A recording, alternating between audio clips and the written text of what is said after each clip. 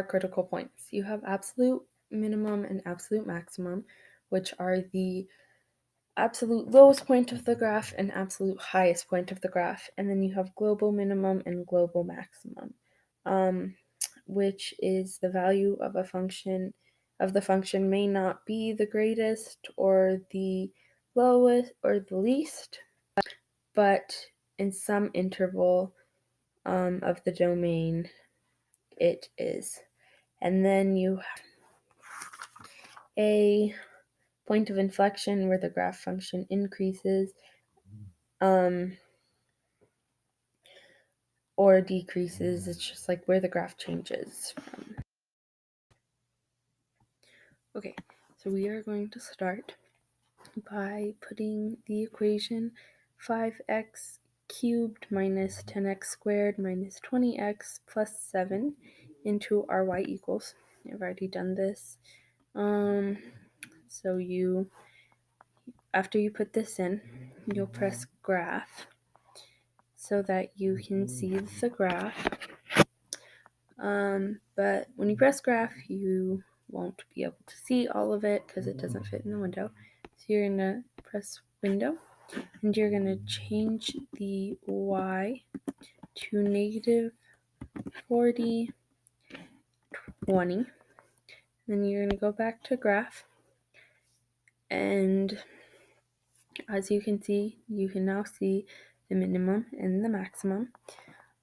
So from here, there are 3 ways that you can find the minimum and maximum.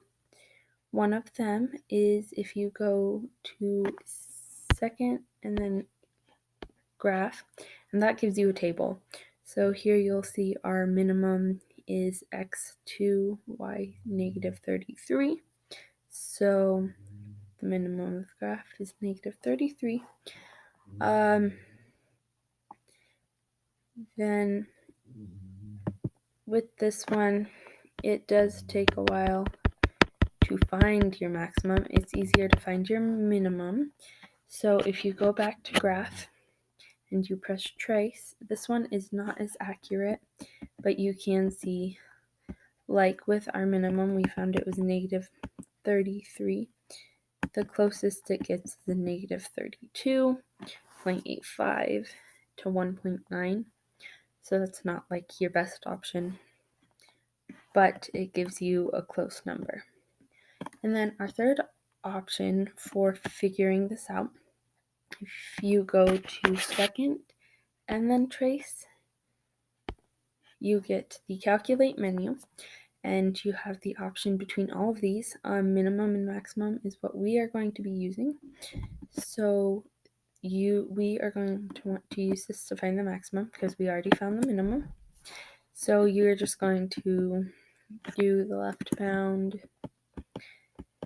and the right bound and then guess approximately where you think it is, and the calculator is going to show you where that is. For ours, we have 14 and negative 0.66.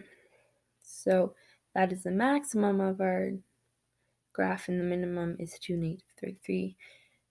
Again, to get there, you go second and then trace, and you get your calculate menu. You can also do this with minimum. So if you press 3, you'll see that you do your left bound, your right bound, and you guess. And it comes with 0.2001, so 2 and negative 33. So this one is pretty accurate.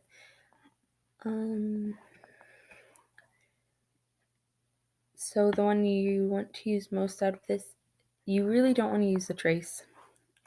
You want to use the minimum, maximum, or the table. For this problem, we are given the function and the critical points, and we are to determine whether the point given is a minimum, a maximum, or a point of inflection, which is just where the graph like shifts from going up and down. So we are going to start by putting our equation in the y equals, and it's 2x to the fifth minus 5x to the fourth minus 10x to the third. And we're also going to start by seeing which one is the maximum. So we are going to go to the calculate menu, which is second trace, and we are going to do maximum. We are going to do the left bound and the right bound and the guess to see what we come up with.